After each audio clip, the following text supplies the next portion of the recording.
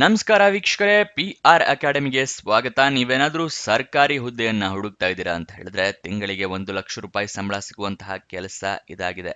ಇದು ಯಾವ ಕೆಲಸ, ಹೇಗೆ ಅರ್ಜಿಯನ್ನ ಹಾಕೋಬೇಕು, ವಯೋಮಿತಿ, ಡೀಟೇಲ್ಸು, ಎಜುಕೇಶನ್, ಕ್ವಾಲಿಫಿಕೇಶನ್ ಇದೆಲ್ಲದರ ಬಗ್ಗೆ ಸಂಪೂರ್ಣ ಮಾಹಿತಿಯನ್ನ ನಿಮಗೆ ತಿಳಿಸ್ಕೊಡ್ತೀವಿ. ವಿಡಿಯೋನ ಕೊನೆ ತನಕ ನೋಡಿ. ವಿಡಿಯೋ ಶುರು ಮಾಡೋಕ್ಕೂ ಮುಂಚೆ ಇನ್ನೂ ಈ ಚಾನಲ್ ಸಬ್ಸ್ಕ್ರೈಬ್ ಆಗಿಲ್ಲ ಅಂದ್ರೆ ಇವಾಗಲೇ ಸಬ್ಸ್ಕ್ರೈಬ್ ಆಗಿ. ಪ್ರತಿದಿನನೂ ಗೌರ್ಮೆಂಟ್ ಜಾಬ್ ಡೀಟೇಲ್ಸ್ನ ನಿಮಗೆ ತಿಳಿಸ್ಕೊಡ್ತೀವಿ. ಹಾಗೆ ಅದರ ಪಕ್ಕದಲ್ಲಿರೋ ಬೆಲ್ ಐಕನ್ ಕೂಡ ಪ್ರೆಸ್ ಮಾಡಿ. ವಿಡಿಯೋ ಅಪ್ಲೋಡ್ ಆಗಿದ ತಕ್ಷಣ ನಿಮಗೆ ನೋಟಿಫಿಕೇಶನ್ ಬರುತ್ತೆ. ಆದಷ್ಟು ಬೇಗ ನೀವು ಅರ್ಜಿಯನ್ನ ಹಾಕೋಬಹುದು. ಇವಾಗ ವಿಡಿಯೋನ ಶುರು ಮಾಡೋಣ. DRDO ಅಂದ್ರೆ ರಿಕ್ರೂಟ್ಮೆಂಟ್ ಅಸೆಸ್ಮೆಂಟ್ ಸೆಂಟರ್, DRDOನವರು ಹುದ್ದೆಗಳಿಗೆ ಅರ್ಜಿಯನ್ನ ಕರೆದಿದ್ದಾರೆ. 148 ಹುದ್ದೆ ಖಾಲಿ ಇದೆ. ಉದ್ಯೋಗ ಸ್ಥಳ ಅಖಿಲ ಭಾರತದಲ್ಲಿ ಖಾಲಿ ಇರುತ್ತೆ. ಸೈಂಟಿಸ್ಟ್ ಮತ್ತೆ ಇಂಜಿನಿಯರ್ ಹುದ್ದೆ ಇದಾಗಿರುತ್ತೆ. ತಿಂಗಳಿಗೆ 56,100 ರೂಪಾಯಿಂದ ಹಿಡಿದು 1 ಲಕ್ಷ ರೂಪಾಯಿ ತನಕ ಸ್ಯಾಲರಿ ಸಿಗುವಂತಹ ಜಾಬ್ ಇದಾಗಿರುತ್ತೆ. ಇದಕ್ಕೆ ನಿಮಗೆ ಅಪ್ಲಿಕೇಶನ್ ಫೀಸ್ ವಿವರ ತಿಳ್ಕೊಳ್ಳೋದಾದ್ರೆ SC/ST ಕ್ಯಾಂಡಿಡೇಟ್ಸ್ಗಳಿಗೆ ಮತ್ತೆ ದಿವ್ಯಾಜ್ಞಾನ್ ಮತ್ತೆ ವುಮೆನ್ ಕ್ಯಾಂಡಿಡೇಟ್ಸ್ಗಳಿಗೆ ಅಪ್ಲಿಕೇಶನ್ ಫೀಸ್ ಇರೋದಿಲ್ಲ. ಮತ್ತೆ ಇನ್ನು ಎಲ್ಲ ಕ್ಯಾಂಡಿಡೇಟ್ಸ್ ಅಂದ್ರೆ UR, OBC ಮತ್ತೆ EWS ಕ್ಯಾಂಡಿಡೇಟ್ಸ್ಗಳಿಗೆ ಅಪ್ಲಿಕೇಶನ್ ಫೀಸ್ 100 ರೂಪಾಯಿಗಳಿರುತ್ತೆ. ಅಪ್ಲಿಕೇಶನ್ ಫೀಸ್ನ ನೀವು ಆನ್ಲೈನ್ ಮುಖಾಂತರ ಪೇ ಮಾಡಬೇಕಾಗುತ್ತೆ. ಸೆಲೆಕ್ಷನ್ ಪ್ರೋಸೆಸ್ನ ನೋಡೋದಾದ್ರೆ ನಿಮ್ಮ ಹತ್ರ ಗೇಟ್ ಸ್ಕೋರ್ ಇರಬೇಕಾಗುತ್ತೆ. ಮೆಡಿಕಲ್ ಎಕ್ಸಾಮಿನೇಷನ್ ಇರುತ್ತೆ. ಅದಾದ ನಂತರ ಇಂಟರ್ವ್ಯೂ ಇರುತ್ತೆ.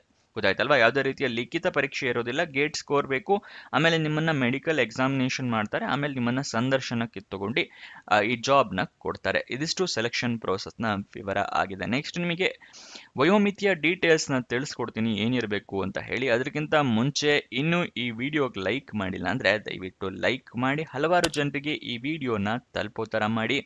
ಮತ್ತೆ ನಿಮ್ಮ ಫ್ರೆಂಡ್ಸ್ ಅಥವಾ ರಿಲೇಟಿವ್ಸ್ ಯಾರಾದರೂ ಜಾಬ್ ಹುಡುಕ್ತಾ ಇದ್ದಾರೆ ಅಂತ ಹೇಳಿದ್ರೆ ಅಂಥವರಿಗೆ ಈ ವಿಡಿಯೋನ, ಈ ಚಾನಲ್ನ ಎಲ್ಲ ಶೇರ್ ಮಾಡಿ. ಅವರಿಗೂ ಕೂಡ ಜಾಬ್ ಹುಡುಕೋಕೆ ಹೆಲ್ಪ್ ಆಗುತ್ತೆ. ಇವಾಗ ವಯೋಮಿತಿಯ ಡೀಟೇಲ್ಸ್ನ ತಿಳಿಸ್ಕೊಡ್ತೀನಿ, ನೋಡ್ಕೊಳ್ಳಿ. ಮಿನಿಮಮ್ 18 ವರ್ಷ ಆಗಿರಬೇಕು. ಮ್ಯಾಕ್ಸಿಮಮ್ 35 ವರ್ಷದವರು ಕೂಡ ಅರ್ಜಿಯನ್ನ ಹಾಕೋಬಹುದು.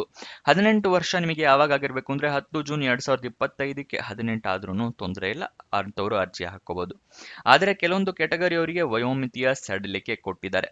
ಯಾವ್ಯಾವ ಕೆಟಗರಿ ಅಂತ ಇಲ್ಲಿ ತೋರಿಸ್ತಾ ಇದ್ದೀನಿ ನೋಡಿ. OBC ಕ್ಯಾಂಡಿಡೇಟ್ಸ್ ಆಗಿದ್ರೆ ನಿಮಗೆ 3 ವರ್ಷದ ಸಡಿಲಿಕೆ ಕೊಟ್ಟಿದ್ದಾರೆ. ಅಂದ್ರೆ 38 ವರ್ಷದವ್ರ ತನಕ OBC ಕ್ಯಾಂಡಿಡೇಟ್ಸ್ ಹಾಕೋಬಹುದು. SC/ST ಕ್ಯಾಂಡಿಡೇಟ್ಸ್ಗಳಿಗೆ 5 ವರ್ಷದ ಸಡಿಲಿಕೆಯನ್ನ ಕೊಟ್ಟಿದ್ದಾರೆ. ಮತ್ತೆ ದಿವ್ಯಾಂಜನ್ ಕ್ಯಾಂಡಿಡೇಟ್ಸ್ಗಳಿಗೆ 10 ವರ್ಷದ ಸಡಿಲಿಕೆಯನ್ನ ಕೊಟ್ಟಿದ್ದಾರೆ. ಅಂದ್ರೆ 35+10 ಅಂದ್ರೆ 45 ವರ್ಷದವ್ರ ತನಕ ಅರ್ಜಿಯನ್ನ ಹಾಕೋಬಹುದು. ನೆಕ್ಸ್ಟ್ ನಿಮಗೆ ಈ ಸ್ಟೆಪ್ಸ್ಗಳನ್ನ ಫಾಲೋ ಮಾಡಿದ್ರೆ ನಿಮಗೆ ಜಾಬ್ ಪಕ್ಕಾ ಸಿಕ್ಕೇ ಸಿಗುತ್ತೆ. ಯಾವ ಸ್ಟೆಪ್ಸ್ ಅಂತ ಹೇಳಿ ಒಂದೊಂದೇ ತಿಳಿಸ್ಕೊಡ್ತೀನಿ, ಗಮನ ಕೊಟ್ಟು ನೋಡ್ಕೊಳ್ಳಿ. ಮೊದಲನೆಯ ಸ್ಟೆಪ್ಪು ಅಫಿಷಿಯಲ್ ನೋಟಿಫಿಕೇಶನ್ PDF ಸಂಪೂರ್ಣವಾಗಿ ಓದ್ಕೊಳ್ಳೋದು. ಏನಕ್ಕೆ ಅಂತ ಹೇಳಿದ್ರೆ ಏನೇನು ಎಲಿಜಿಬಿಲಿಟಿ ಕ್ರೈಟೀರಿಯಾ ಇದೆ, ಏನೇನು ರಿಕ್ವೈರ್ಮೆಂಟ್ಸ್ ಇದೆ ಅಂತ ಎಲ್ಲ ತಿಳ್ಕೊಂಡ ನಂತರನೇ ನೀವು ಅರ್ಜಿಯನ್ನ ಹಾಕೋಬೇಕು. ಅದಕ್ಕೋಸ್ಕರ ಇದು ಓದ್ಕೊಳ್ಳೋದು ಅತಿ ಮುಖ್ಯ. ಇದು ಏನೋ ಓದ್ಕೊಳ್ಳಿ ಅಂತ ಹೇಳಿದ್ರಿ, ಆದರೆ ಅಫಿಷಿಯಲ್ ನೋಟಿಫಿಕೇಶನ್ ಎಲ್ಲಿ ಸಿಗುತ್ತೆ ಅಂತ ನೀವು ಕೇಳಿದ್ರೆ ವಿಡಿಯೋ ಡಿಸ್ಕ್ರಿಪ್ಷನ್ ಅಲ್ಲಿ ಟೆಲಿಗ್ರಾಮ್ ಚಾನೆಲ್ನ ಲಿಂಕ್ ಕೊಟ್ಟಿದ್ದೀವಿ. ಅಲ್ಲಿಂದ ಕ್ಲಿಕ್ ಮಾಡಿ ಟೆಲಿಗ್ರಾಮ್ ಚಾನೆಲ್ನ ಜಾಯಿನ್ ಆಗಿ ಅಫಿಷಿಯಲ್ ನೋಟಿಫಿಕೇಶನ್ PDF ನೀವು ಡೌನ್ಲೋಡ್ ಮಾಡ್ಕೋಬಹುದು. ಈಗ ಸೆಕೆಂಡ್ ಸ್ಟೆಪ್ಸ್ನ ತೋರಿಸ್ತಾ ಇದ್ದೀನಿ.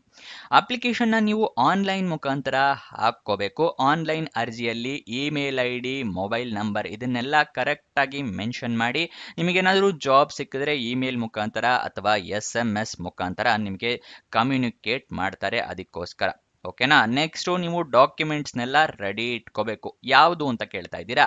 ID ಪ್ರೂಫ್ಗೆ ಆಧಾರ್ ಕಾರ್ಡ್, ವೋಟರ್ ID ಅಥವಾ ಪಾನ್ ಕಾರ್ಡ್ ಈ ಥರ ಫೋಟೋ ಇರುವಂತಹ ID ಪ್ರೂಫ್ನ ರೆಡಿ ಇಟ್ಕೊಳ್ಳಿ. ಏಜ್ ಪ್ರೂಫ್ಗೆ SSLC ಮಾರ್ಕ್ಸ್ ಕಾರ್ಡ್ನ ಇಟ್ಕೊಂಡಿರಿ. ನೆಕ್ಸ್ಟು ನಿಮ್ಮ ಎಜುಕೇಷನ್ ಕ್ವಾಲಿಫಿಕೇಷನ್ಗೆ ಮಾರ್ಕ್ಸ್ ಕಾರ್ಡು, ಸರ್ಟಿಫಿಕೇಟು ಎಲ್ಲ ಇಟ್ಕೊಂಡಿರಿ. ರೆಸ್ಯೂಮೆ ಇಟ್ಕೊಂಡಿರಿ. ಆನ್ಲೈನ್ ಅಪ್ಲಿಕೇಶನ್ ಆಗಿರೋದ್ರಿಂದ ಕೇಳೋದಿಲ್ಲ, ಬಟ್ ಸೇಫ್ಟಿಗೆ ಇಟ್ಕೊಂಡಿರಿ. ಎಕ್ಸ್ಪೀರಿಯನ್ಸ್ ಏನಾದರೂ ಇದೆಯಾ? ಎಕ್ಸ್ಪೀರಿಯನ್ಸ್ ಸರ್ಟಿಫಿಕೇಟ್ ತೆಗೆದಿಟ್ಕೊಳ್ಳಿ. ಅಪ್ಲಿಕೇಶನ್ ಏನೋ ಆನ್ಲೈನ್ ಹಾಕ್ಕೋಬೇಕು ಅಂತ ಹೇಳಿದೆ, ಅದು ಎಲ್ಲಿ ಸಿಗುತ್ತೆ ಅಂತ ನಿಮಗೆ ವಿಡಿಯೋದಲ್ಲಿ ಮುಂದೆ ತಿಳಿಸ್ಕೊಡ್ತೀವಿ. ನೆಕ್ಸ್ಟ್ ಅಪ್ಲಿಕೇಶನ್ಗೆ ಡಾಕ್ಯುಮೆಂಟ್ಸ್ ಎಲ್ಲ ರೆಡಿ ಇಟ್ಕೊಳ್ಳಿ ಅಂತ ಏನೋ ಹೇಳ್ತೆ, ಆದರೆ ನೀವು ಪ್ರಿಂಟ್ ಔಟ್ ತೊಗೊಂಡಿಟ್ಕೊಂಡ್ರೆ ಉಪಯೋಗ ಇಲ್ಲ. ನೀವೆಲ್ಲದ್ರದ್ದು ಸ್ಕ್ಯಾನರ್ಡ್ ಕಾಪೀಸ್ ಇಟ್ಕೋಬೇಕಾಗತ್ತೆ.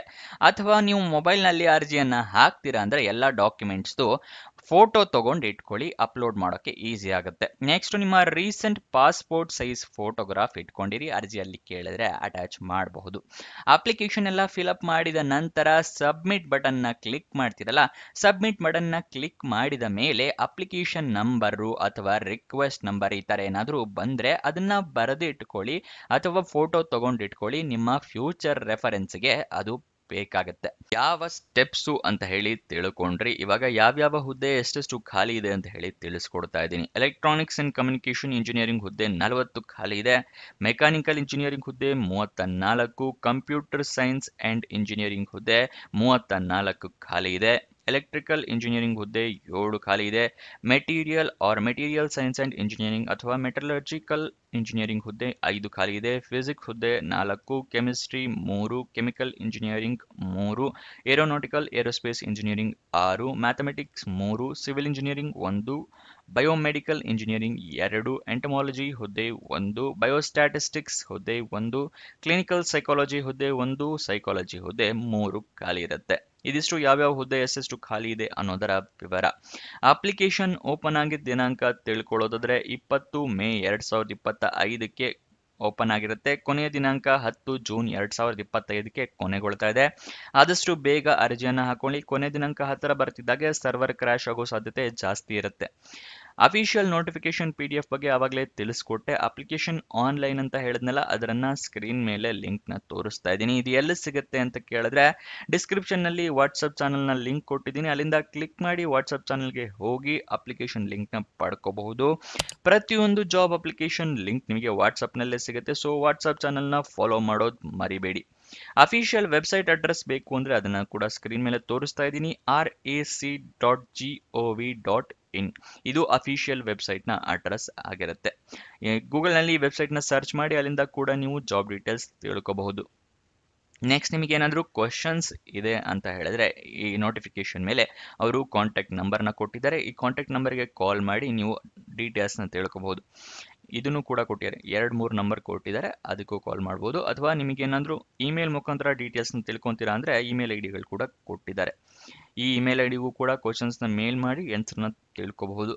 ನೆಕ್ಸ್ಟ್ ನಿಮಗೆ ಎಜುಕೇಷನ್ ಕ್ವಾಲಿಫಿಕೇಷನ್ ಏನಾಗಿರಬೇಕು ಅಂತ ಹೇಳಿ ತಿಳಿಸ್ಕೊಡ್ತಾ ಇದ್ದೀನಿ, ನೋಡ್ಕೊಳ್ಳಿ. Electronics and communication engineering, mechanical engineering, computer science and engineering, electrical engineering ಮತ್ತು ಮೆಟೀರಿಯಲ್ ಸೈನ್ಸ್ ಆ್ಯಂಡ್ ಎಲೆಕ್ಟ್ರಿಕಲ್ ಇಂಜಿನಿಯರಿಂಗ್ಗೆ BE ಅಥವಾ BTech ಆಗಿರಬೇಕಾಗುತ್ತೆ. ಫಿಸಿಕ್ಸ್, ಕೆಮಿಸ್ಟ್ರಿ ಇದೆರಡು ಹುದ್ದೆಗೆ ಮಾಸ್ಟರ್ ಡಿಗ್ರಿ ಆಗಿರಬೇಕಾಗುತ್ತೆ.